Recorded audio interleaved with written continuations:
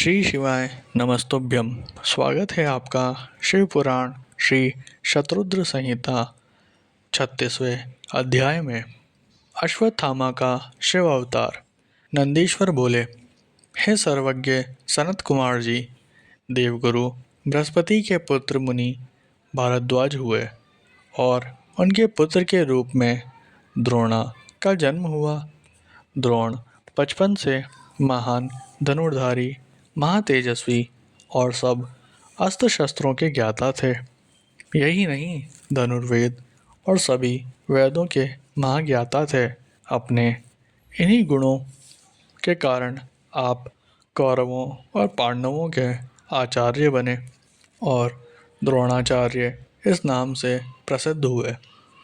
इन्हीं द्रोणाचार्य ने अपने मन में पुत्र प्राप्ति की कामना लेकर भगवान शिव की आराधना की और अपनी घोर तपस्या से त्रिलोकीनाथ भगवान शिव को प्रसन्न कर लिया।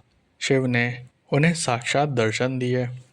शिवजी द्वारा वर मांगने के लिए कहने पर द्रोणाचार्य बोले, हे प्रभु, यदि आप मेरी आराधना से संतुष्ट होकर प्रसन्न हुए हैं तो भगवान मुझे अपने अंश से पैदा होने वाला पुत्र प्रदान कीजिए, जो वीर, पराक्रमी और अजय हो।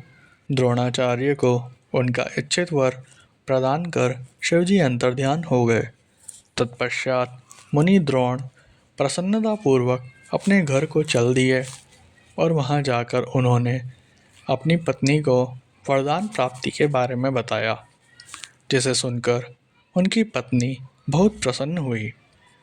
निश्चित समय पर मुनि द्रोण की पत्नी ने एक वीर बालक को जन्म दिया, जिसका नाम अश्वत्थामा रखा गया। अश्वत्थामा वीर और पराक्रमी योद्धा हुए और उन्होंने कौरव सेना का मान बढ़ाया। जब कौरव पांडवों का युद्ध हुआ तो अश्वत्थामा के कारण कौरव सेना अजय हो गई और वह पांडव सेना पर हावी होने लगी।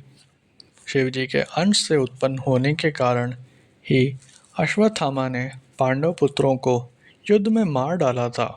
यह देखकर अर्जुन बहुत क्रोधित हुए और अपने पुत्रों का नाश करने वाले पर आक्रमण करने लगे। अर्जुन के सारथी के रूप में स्वयं श्री कृष्ण थे। अर्जुन को अपनी ओर आता देखकर अश्वत्थामा ने उन पर ब्रह्मशीर नामक अस्त्र छोड़ दिया, जिससे सारी दिशाएं प्रचंड तेज से प्रकाशित हो उठी। अश्वत्थामा के इस अस्त्र को देखकर अर्जुन एक पल के लिए विचलित हो गए। उन्होंने श्री कृष्ण से इसका उपाय पूछा।